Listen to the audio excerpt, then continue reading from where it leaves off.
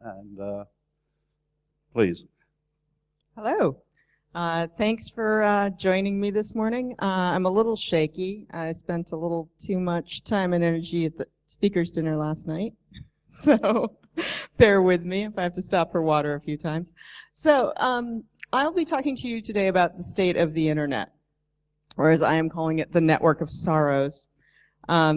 And I think Shakespeare really does help us understand the technical underpinnings of our current internet when he says, "When sorrows come, they come not as single spies, but in battalions." So let's go back to the beginning, or closer to the beginning of the internet. It starts as a simple system, very academic. And in this world, the security model of the internet was when someone did something bad, you called their advisor and yelled at them. We're still working with the same model of the internet. So when our first worm hit, the Morris worm, this is the picture from the Computer History Museum with the source code of the Morris worm. That was basically how it was handled. Even though it became in the U.S. the first conviction under the Computer Fraud and Abuse Act, it was still basically just call someone's advisor and yell. And that's kind of all we have to this day as a network security model. And whatever your particular flavor of big adversaries on the internet, whatever you prefer to be afraid of, whatever APT you decide to describe, it is very important to remember that these big adversaries that get a lot of media press, that get a lot of attention, they target a very small number of people, a very small number that concentrate wealth or power, political power in the world. Little adversaries, the little wise-ass adversaries that we're dealing with every day, they target literally everyone in the world. Everyone. And you know, the motto of this conference is nothing's beyond a good hack. But let's all admit that almost nothing is beyond like asshats with a phishing script and a spell checker.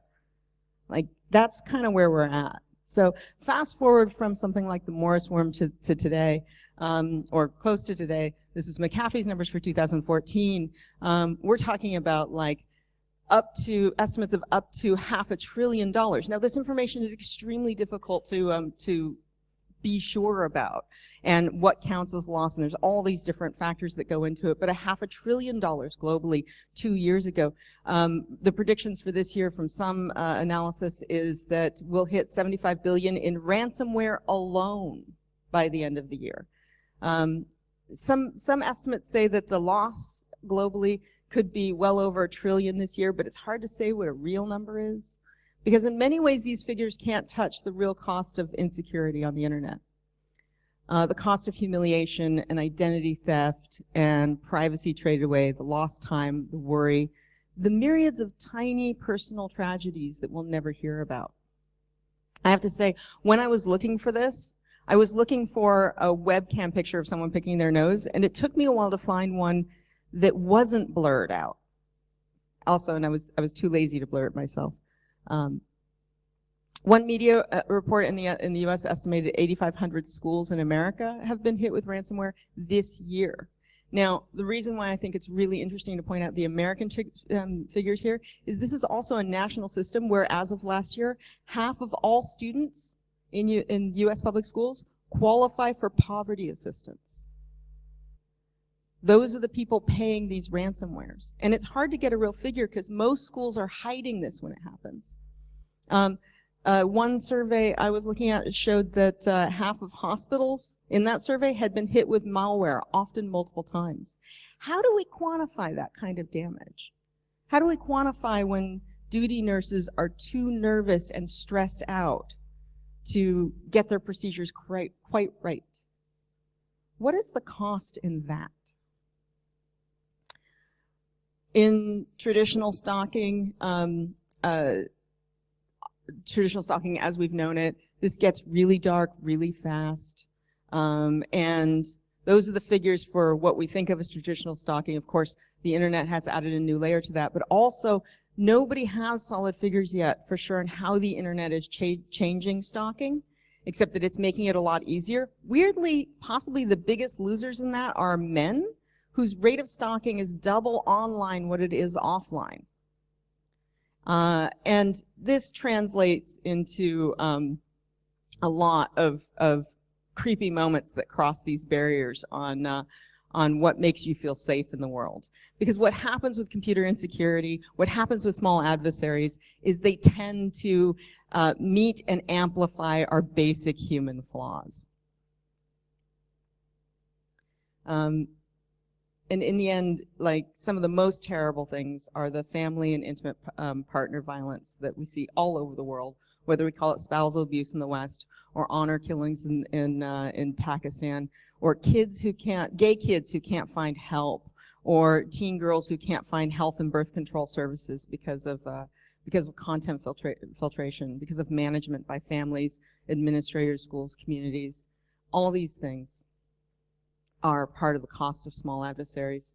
Perhaps the greatest and hardest to quantify cost of our terrible, terrible security culture is the sense that so many people have, even the people in this room, that they have to fear the very thing that they must rely on for their lives and livelihood. So this is obviously a very different landscape from most of what we're seeing in the media. And most of what we're seeing in the media these days, especially post-Snowden and so on and so forth, is this discussion of these super powerful actors, right?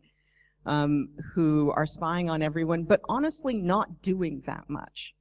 And we're still looking at this paradigm coming from law enforcement and from like global governmental conflict that kind of talks about these things in terms of good guys and bad guys and discrete criminals. But treating adversaries on the internet like discrete criminals is ridiculous. It's bringing a gun to a locust swarm. The internet will always make more asshats. I promise you that. The asshats are endless. And that means that essentially what we're doing in security is threat modeling our environment really, really wrong. So this is, I don't know how clearly you can read this, but it's somebody asking a teenager why they're using Snapchat. And we'll come back to this point. But this teenager is threat modeling very well. Because I believe it's a her, but I think she's saying, yeah, that she doesn't care what governments do. Parents have always been the OG big brother. And I think one of the things that this points at that is really important is that we live in an as above, as below, as above network. That what big guys do, small guys emulate, and what small guys do, big guys pick up. It's all traversing this hierarchy as much more like an ecosystem than we often think it is. Nobody can really tell us who's acting for sure. And something that, say, a big actor puts out there, the small actors can find, they can pick up, they can use it directly, or they can emulate it. I mean, we're working in the first threat environment, basically in history, where generally the things people throw at each other, they can just pick up and use again. Now, it's not the first time. Like, this is an idea that goes all the way back to Rome versus Carthage, when Carthage was winning because they figured out how to put together all of their ships like IKEA flat packs, and Rome caught one of them and found out what the numbering system was for putting the ships together. And in a way, what we've done is we've taken that same threat model, that we've taken that same problem and moved it into our infinitely replicating machines. It's the problem that we have on every desktop. It's the Carthaginian fleet being taken over by the Romans. But in an environment where everybody can pick up everybody's tools, we're all weirdly empowered now. And I mean kind of weird in an almost fey sense. Like, our powers are weird, they make us weird, and they make our conflicts weird. It's again that idea that our tools are interacting with our human flaws in really, really interesting ways. And let's talk about some of the tools, because we all know these tools. They're remote administration tools. The tools of small adversaries are the same tools that we are recommending to people that they use against small adversaries. Remote administration, encryption, email, phishing, ads. We told people to install AVs and updates to their machines, and now malware often looks like AV and updates. And everything in our fields is dual use. Everything that we can use to help somebody can later be repurposed to hurt them. Our sorrows come in battalions these days. And even our own understanding of how our tools are working gets really confused. This is just one of my favorite tweets recently. Again, if you can't read it, it says, for security reasons, I can't give you SSH access to the box, but you can use TeamViewer via my desktop. The fundamental misunderstanding, it's a sign that we've kind of lost the thread of how these systems are working. We want to fix things, but the most common complaint I hear are this disconnect between the information that can help and the actions that can implement that information. Understanding a system and then acting on it in a way that creates change. These are the places in which both naive and sophisticated users are disconnected at this point. So this is all really heavy stuff, and I want you to go ahead and take a moment with the kitten picture, so we can stop thinking about bad system administrators and people being killed by their exes. Or we can keep, I don't know. But I do want to emphasize in this that most people who are working in the field, most people who are pulling a paycheck in this field are not interacting with the pain that most people are experiencing from network insecurity. Because you end up working for people who pay. And that high school, that was like a 1925 picture of my own high school. That high school can't afford anyone in this room. And that means that so much of this pain and insecurity in the world isn't readily visible to the people who work in the field who are supposed to be fixing it.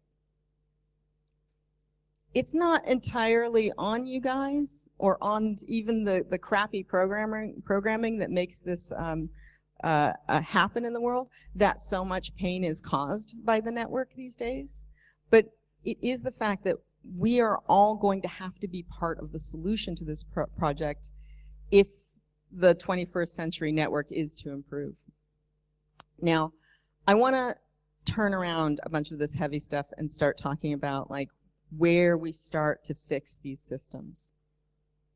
Because the truth is, we have, as a field, and I don't want to limit that just to security. I think this is true of all of technology. We have left the biggest and best tool we have on the table.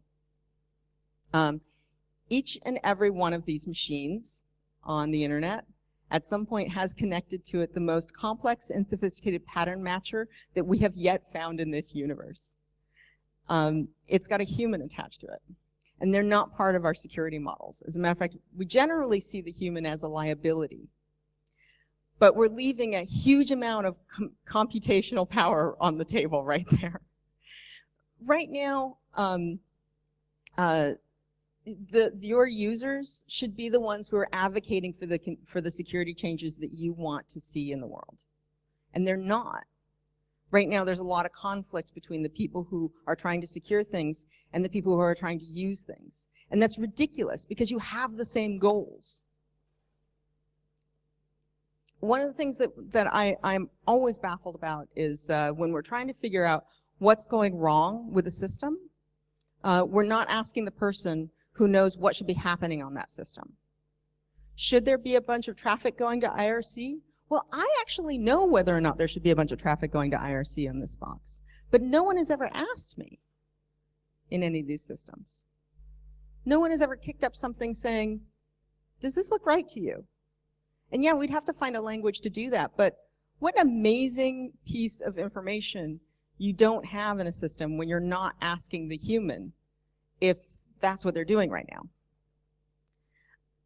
Humans love to respond, I mean, both as animals and as employees, they love to respond to the restriction of systems. So one of the things I've wondered in the past few years is why we don't take systems of data that we don't want exfiltrated and put them on narrow bandwidth connections. Let that get annoying.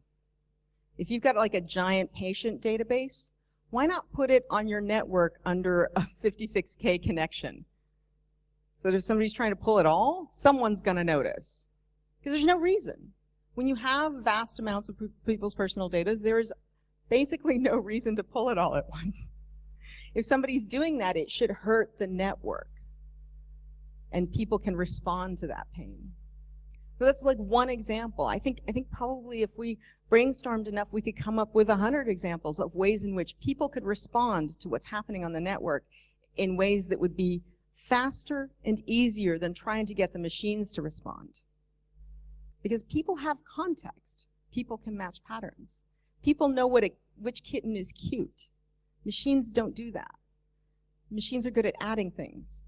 We've got a system that's good at pattern matching and a system that's good at math. And we keep trying to tell humans to do more math and computers to do more pattern matching. That seems like we're missing a few opportunities there.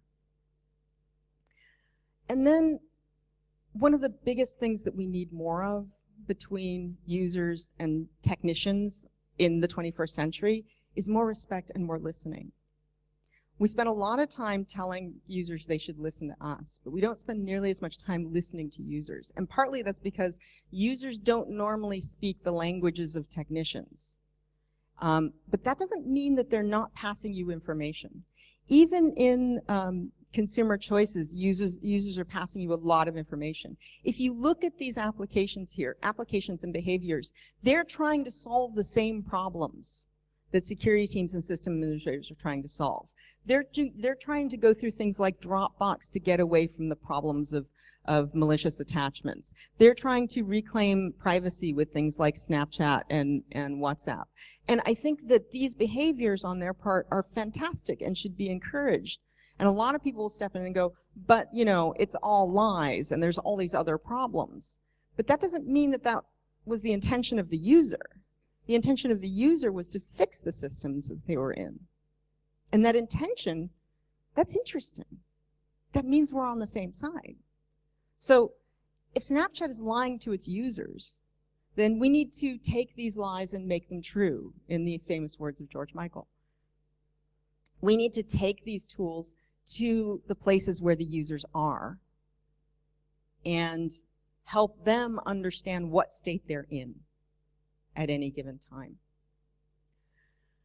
You know, we went to Google Mail, and part of the reason people went to Google Mail was because this shit was not working for them, because they're trying to solve their own problems. And they went to these very specific behaviors, like our 14-year-old girl who went to Snapchat to avoid her parents, like the myriad of teenagers who have hopped from social network to social network so that they could describe a safe space for themselves. You know, we live in an age where asshat marketers will tell us that kids and people don't respect their that don't care about their privacy. They'll trade it away for a coupon, but it's just not true. You know, I don't know if you remember being a teenager, but teenagers are incredibly privacy seeking. How many of you always were like cool with your parents walking straight into your room? Was that cool? I mean, go ahead and like, if it's totally cool, raise your hand. I'll point you out. But for most of us, we definitely want it. Every one of us has doors on our bathrooms. We all want privacy. So why is there a disconnect with the internet? A lot of it has to do with digital literacy. A lot of it has to do with what's going on. And the fact is, we need our tools to work for us, first and foremost. While all of you have a door on your toilet, all of you will use a toilet without a door if you need to. I promise. And that's one of the things I want you to think about when we're talking about security stuff. Because in the end, one of the conflicts that comes up over this, one of the reasons why users are seen as a point of insecurity, is because getting the job done is more important than getting it done securely. And that will always be in conflict. You will always be ready to use a door without a toilet, if you really need to. So people are not stupid about their security and their privacy, but they've been lied to. And that's part of the problem that we as a community are in a position to help with, to fix. One of the other things I think gets disconnected between technicians of all stripes and the people who are not in their fields is that we often think people don't listen or don't care because we forget that this isn't other people's jobs. If you are sitting in this room to some degree, people are paying you to use a long password. People are paying you to worry about key management. If you are a trash collector or a radiologist or a lawyer, this takes away from your workday. So honestly, one of the reasons we want to bring good tools to where people are is because if you have a radiologist, you don't want your radiologist to learn PGP. I promise. You want your radiologist to look at your frickin' scans. You want them to look at it again. You don't want them to worry about whether their security or whether their communications with you are encrypted, because that's time they're going to take away from trying to spot something on your lungs. Which would you really rather they do? So we specialize in society for a reason. Because we really want people to pick up our trash. We really want people to defend us or protect us from the law. We really want doctors to find the things and fix them that are wrong with us. And we really don't want those people taking their time away from that to learn how to do what we do. Until you are ready to go spend a day of the week picking up everybody else's trash, you're not in a position to tell everybody else to learn how to do your job. And I think one of the things that is kind of a cultural disconnect for our century is that nobody got into computers because they wanted to deal with non-deterministic systems. I mean, even from like age 9 when I started, the great thing about computers versus everything else in my life was that they did exactly what I told them to do. So we, in society in general, like one of the ways of talking about human history is that we were in this crazy state of nature where lots of things could happen and eat us or crawl inside our bodies and kill us. And we created these walled cities. We created these civilizations to get more control over that environment. And then inside of those barriers of civilization, we started creating more and more and more complexity until we finally created a network that is no longer deterministic. So right inside of that, all that civilization, we created the weird again. And so that's, oh, there we go. And so that's where we are now. We're inside of a civilization that has created a network that is ecologically weird again.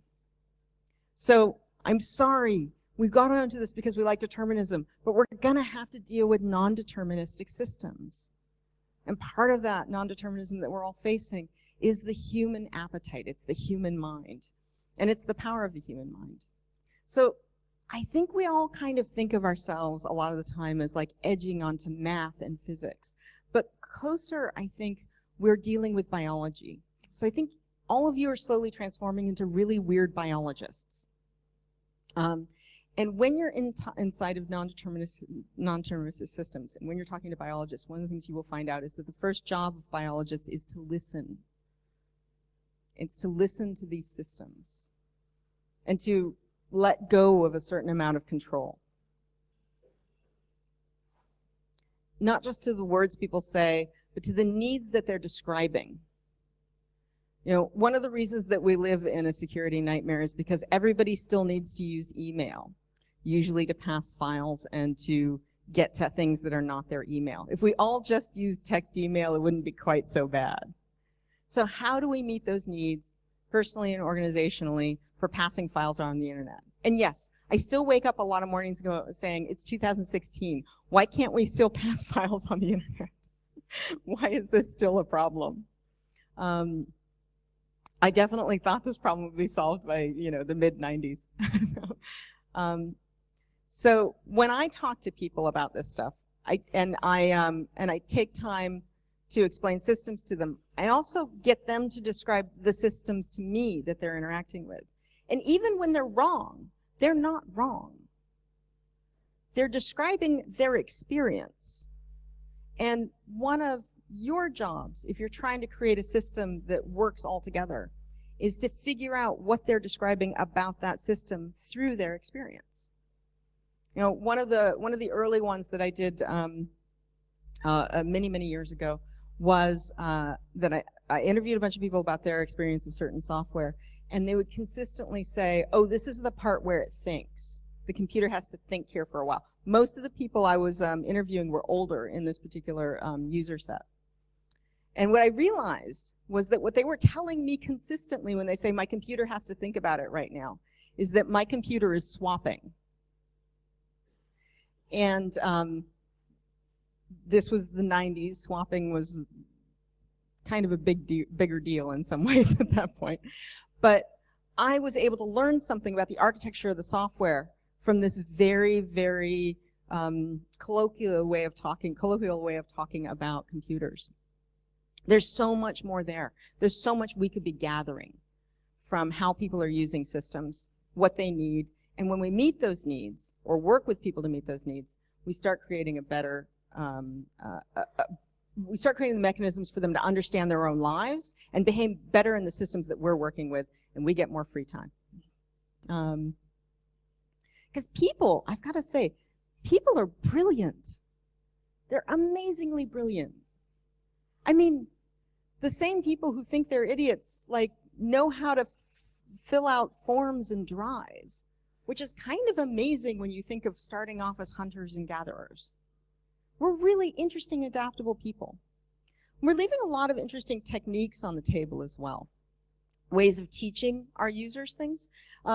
My favorite form of software interfaces is games, and not just because games, but because games had lots of interesting problems to solve, and they just went through and solved them. And we should probably be picking up some of these techniques. So these are some screenshots from tutorial modes of different games. And what we're doing here is we're letting quite complex systems explain themselves to a user. And this is something that the gaming field has spent a lot of time working out. You know, complex internally consistent systems being taught to the user at the very beginning of use.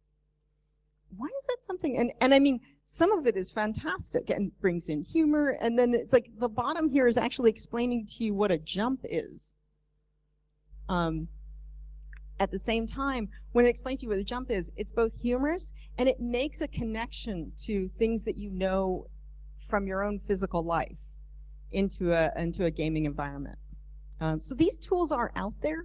We can start studying them. We can start picking them up. And generations have been scrambling. Generations even within, you know, our grandparents' time have been scrambling together a lot of the information that we need to create these literacies, like fundamental literacies about the world we're living in. This is a screenshot from the Eames primer on communication theory. You know, when I start to work on digital literacy, I don't start with tools. I start with the basic frameworks of thinking that the tools fit into. Because then people ask me the right questions. Then people ask me things like, but wait, if I start using encryption and nobody else is, don't I stand out? When I hear that question, I'm thrilled, because what that tells me is the other person is starting to model the system in their head, which is how humans work. So the thing I hear consistently is that nobody wants to learn this stuff. John Oliver's line, "You smell like canned soup, leave me alone." You know, I hear from security people that we can't teach them. We can't teach them digital literacy. But I think that we also have to recognize that security requires respect, a mutual respect. And right now, there's not a lot of respect between user and the users of the internet and the technicians of the internet, either way. And somebody's going to have to start bridging that. And it all feels really impossible to a lot of people. And there's a lot of people who have said that it's just not doable. We're going to have to figure out how to have a 21st century internet with nobody knowing how to use computers. And I don't think that's either true or possible. And I want to pull you back into the last, I think, great project that was like this, which is that it was the great political project of the 19th century, which was creating democracies, like devolving power from aristocracies into democracies. And there was a realization pretty early on in that process that you couldn't have illiterate democracies. So one of the great projects of the 20th century was to teach everyone how to read. And if you think teaching everyone what a computer is hard, try taking billions of people and teaching them how to read. That's a big ask. But this is what we did. We went from a 20% literacy rate in 1900 to an over 80% literacy rate by 2000. And if that's not impressive enough, let's take it from looking at those percentages to looking at absolutes. That's the literacy rate. That's what it did. That was an amazing project that humanity pulled together to do. And in case you want an even more impressive number, let's look at that absolute figure at the end, because that's 7.2 billion basically literate people in less than 200 years. That was really hard. We had to pull together a lot of resources. We had to get a lot of people who weren't traditionally talking to educators and weren't traditionally educators into being educators. We invented a lot of institutions for that. And here's the great thing. We, in the 21st century, get to reuse those institutions. We don't have to build them again. We can start bridging between the people who work in the companies that we work for, but also the schools that work in the area that we're in. I really want to get more people in this community talking to educators, starting to bring in that generalized knowledge, that conceptual knowledge, start getting it in there early, and that's when we'll really start seeing this landscape change. It's not just getting everybody to install a Flash update. It's getting them to understand what all those words mean, so they'll figure out to do it themselves. And then we get to have a really awesome internet. Because right now, your biggest enemy, and one of the biggest enemies of the 21st century, isn't evil hackers or APTs or big governments or organized crime or even lazy programmers and apathetic management. Your biggest enemy is the fundamental fear and helplessness people feel when they pick up their Turing machines. When we start to beat that, we'll really be getting somewhere. Thank you, and I'm happy to turn this into a discussion, take questions. So, lots to think about, as usual, when Quinn's around. Questions? Yeah, I know.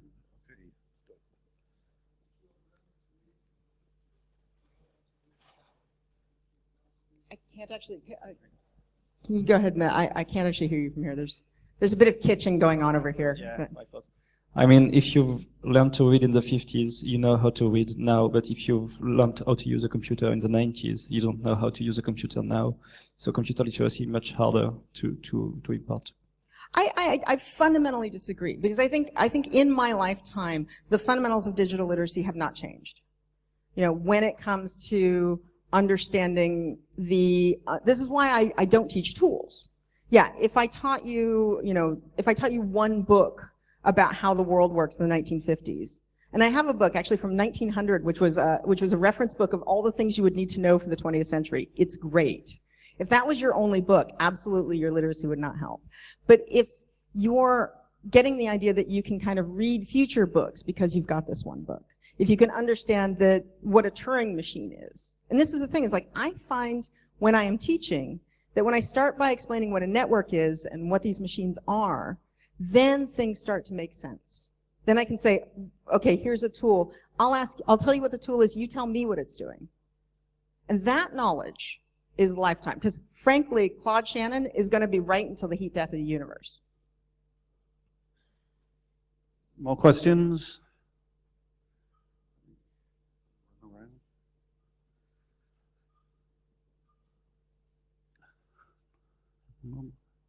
Oh, okay.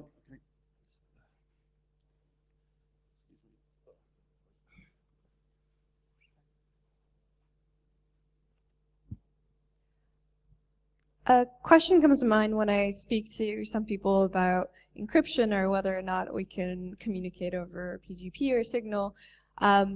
This is something that I thought was a popular way of thinking, before the Snowden revelations, but it still persists, which is, why don't we communicate over Signal? Why don't we use PGP? And they're like, well, I don't want to be suspicious. And I've spoken to a number of people, for example, who work on Iran, and they fear that the U.S. government might be spying on them. They're like, well, we have nothing to hide, so we're okay with them reading all of our stuff anyways. And this sort of this stance towards privacy still exists, and I just want to know how you sort of approach this, because yeah, and I encounter this quite a bit. I mean, one of the first stops on this, and I like to point out that the most successful encryption that we've ever done is the one that we didn't have to get anyone to use. That was kind of automatic, which was SSL. Like the only big adoption win the security community has ever had is SSL. So explaining to people that they're already using it is one of the, you know, if you shop online, if you read, you know, your email over something that's encrypted, if you log into things, you're already using encryption because it's infrastructure. So getting people to understand that it's infrastructural gets them, I think, much faster past the point of let's just stick another level of infrastructure in our communication. I feel like this is starting to change in a positive way also because of people starting to develop tools for dealing with context collapse, which is a whole nother talk, but like that idea that their stuff can be taken out of context is a reason why you can get people to, like, seeing their stuff taken out of context gets people to the point where they're much more interested in encrypting things that they don't want taken out of context. And that for me, it has been the win with people who want to live very open lives. Like I will say, you know, live your open life where you want it to be open, but where you don't want to be recontextualized, let's use encryption. And that, you know, that helps. So that they can see that, that the minutia of life is often the thing you want to encrypt much more so than the big declarations of life. But again, for me, it always comes back to explaining the infrastructure, explaining the underlying thing. That's where I get all my wins when I'm doing training. You already, if you log into things, you're already using encryption. You do have something to hide. It's not a shameful thing, it's just your password. I hope that helps. More questions? Okay, I've got a question, Quinn. How, you ask people to get involved with local educators. How do you recommend them doing that? There's lots of brains in this room, lots of skills and experience. How can everybody in this room go out and get involved in the with the local educators? You know, this is very country and location dependent. I have, well, there's a lot of youth education in hackerspaces, and if there isn't local youth education in hackerspaces, I think it's worthwhile to kind of set something like Coder Dojo up in your city, take a little time on that, and that's a beginning because it starts to kind of get into kid space with this sort of stuff where you're starting to kind of just getting people interested in a very non-threatening way. I mean, it's entirely possible to talk to local educators, just formally go, you know, just either talk to the district or, I don't know the shape of it and where you live, but talk to a school, talk to a district and say, hey, I'm interested in helping with digital literacy issues. And right now, I've got to say, I've spoken to educators around a lot of the world, and there's nobody that's like, digital literacy, we're not interested in that. I don't see how it's relevant. There's not a single school district anywhere in the world that is saying that right now.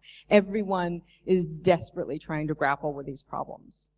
And everyone's kind of trying different approaches, and a lot of it's very haphazard. Which is, and very, very little of it is connected with the people who are doing this work in their day-to-day life. How many of you have done, are connected with, or doing any work with educators at this point? Raise your hand. Okay. How many of you have kids? Right? So a few of you have a bit more in this fight than the others. And you know, so if you've got kids and they're getting involved with schools, you know, one of the places you can start is the schools where your kids go. And if they can't work with you because of often bureaucratic things, say, where do I go next? Now, I know that we don't have a lot of time in any of our lives, but this is kind of worth it.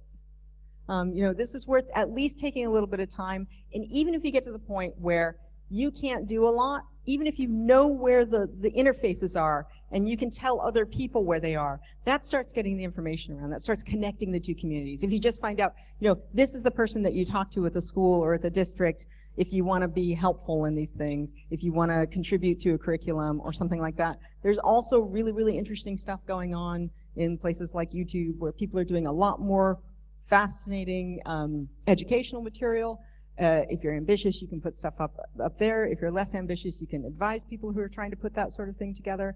Just getting the knowledge out there, being a resource, I think is one of the places you can start, and finding the people who need you as a resource. Any more questions? No? Well, thank you very much.